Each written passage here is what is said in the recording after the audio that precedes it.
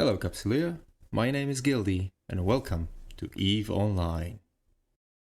Captain, through this gate the Galente are preparing to use a quantum override broadcaster to transmit their lies. Plus, the remote jamming arrays make targeting it impossible.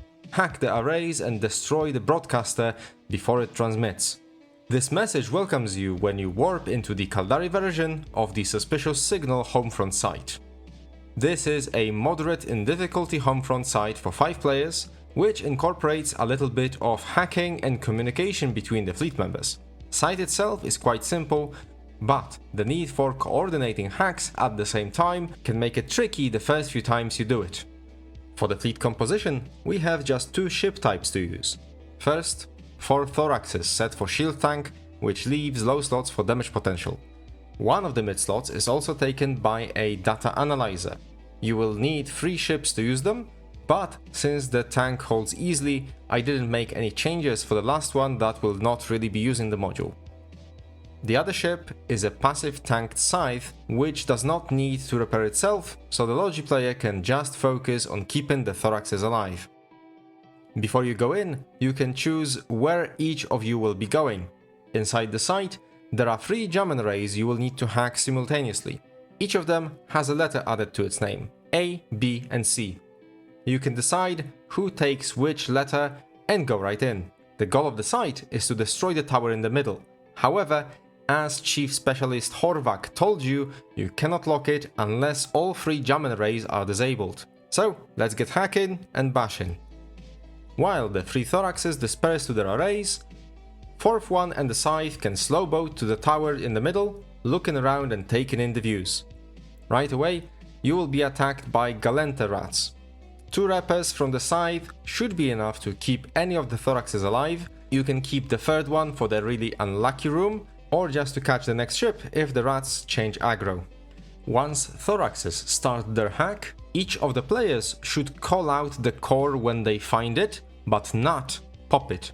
Only, and I mean only, when all 3 players got their cores, have one person call out popping them, so they all go inactive at the same time.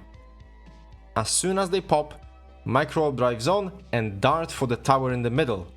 When those 3 thoraxes get in fall-off range for the tower, they should start blasting, joining the 4th thorax that should do so as soon as the tower becomes lockable. Why is popping the cans at the same time so important? Because each of the jamming arrays has its own timer. If at least one of them is active, the middle tower will not be lockable. This means that someone being overeager and popping their tower 15 seconds early means that you will all have 15 seconds less to deal damage. You should be able to take the tower down to under half armor after the first hack. Then, when the timers run out and tower becomes invulnerable again, get back to the arrays, hack them again and finish the site. The site itself in perfect conditions can be done in around 4.5 minutes, so it's a really nice, fast-paced one. If you would have a perfect opportunity and run one after another with minimal downtime, you could maybe do 10 of them, making around 154 million ISK per hour per player. Of course, having to travel around for sites and racing other players will lower it a bit, but you can still get easily over 100 million per hour per player. So, what are you waiting for? Grab the ships and stop the lies from being spread. Caldari state only allows truth to be spread in its territory, right? Right? If you enjoyed this video, share it with a corp mate that might need it, leave a like and subscribe to see my future uploads. If you are interested in what I will talk about next, my videos go up every Sunday. And if we never see each other in space again, Capsuleer, fly safe.